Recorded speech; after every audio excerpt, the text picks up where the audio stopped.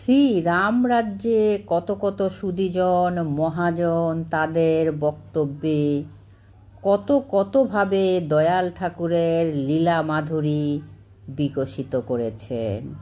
দয়ালের কৃপাতেই দয়ালের পরম ভক্তদের লেখা থেকে কিছু কিছু পাঠ করে শোনানোর ছোট্ট প্রয়াস। ভুল ত্রুটি সব দয়ালের চরণে নিবেদন করলাম। বন্ধুরা, আজ আমরা শুনব নাম প্রসাদ থেকে।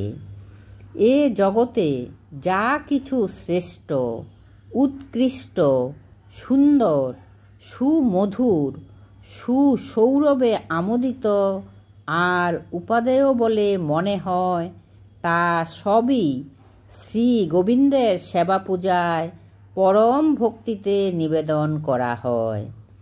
এভাবে ভক্তগণ দধি, দুগ্ধ, ছানা, মাখন, অন্ন, ব্যঞ্জন, ফুল, ফল, জল, ফসল, পত্র, পল্লবাদি সহ বিভিন্ন সামগ্রীর নৈবেদ্য শ্রীপ্রভুর শ্রীচরণে নিবেদন করেন।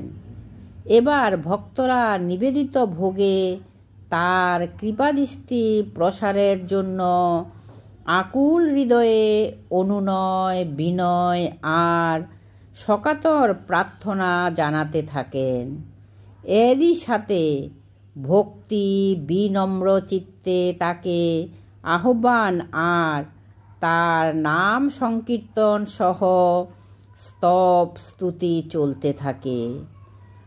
ভক্তের ব্যাকুল ভাবাকুতিতে নিবেদিত ভোগ ভগবানের কৃপাদৃষ্টি প্রসারাপুত হয়ে প্রসাদ ভাবান্তরিত হয়। এবার এ প্রসাদ অকাতরে বিলিয়ে দেয়া হয় সকলের মাঝে। এভাবে ভক্তগণ শ্রী ভগবানের চরণে যার যার সাধ্য ও ভক্তিমত বস্তুর ভোগ নিবেদন করেন এবং প্রসাদ পান। তবে কেহ কেহ কেবল বস্তু নিবেদনের পরিবর্তে নিজের জীবনের কামনা বাসনা, সৎ অসৎ, ভালো মন্দ কর্মসকল এবং রিপু আর ইন্দ্রিয়সমূহের ভোগ গোবিন্দের শ্রীচরণে সমর্পণ করে।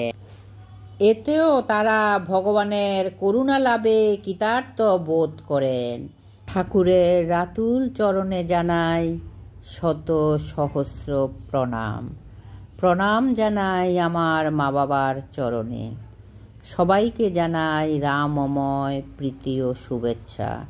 সবাই ভালো থাকবেন, সুস্থ থাকবেন, নামে থাকবেন।